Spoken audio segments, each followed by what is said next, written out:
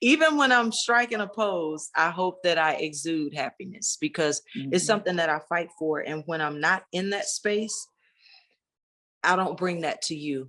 There's enough negativity. There's enough pain all throughout the world. If I'm quiet with reason.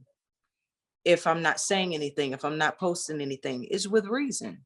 Because I feel like when I bring myself to, 9.9 million people, when I bring myself to you, I bring my best self, because just as you don't know what I'm going through, I don't know what you're going through. So if you want to speak to spirits and hearts and minds, then you have to do it when yours is whole. So if I have an off moment, I'm not going to hop online during the off moment. Now, I don't mind sharing my pains. When my uncle passed, my uncle was killed last year, I shared exactly how I felt because I knew there was someone else out there that felt exactly like that as well.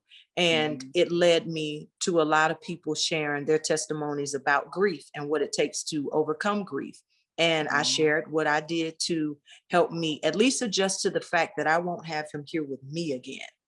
I shared some of those things, and I shared what I did on a daily. So if I can share in that way, I definitely do. I have it comes out, Monica. But that's why people connect with you. That's why people connect with you, is because I'm sorry to cut you off. No, you didn't. No. I was just saying I'm good with who I am.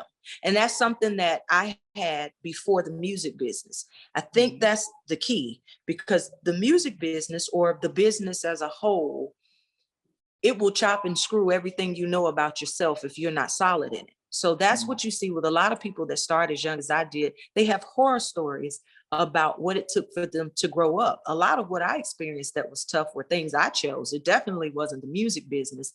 I knew who I was and who I wanted to be. I loved who I wanted to love with no apologies. I did what I felt was best for me with no apologies. And I was honest.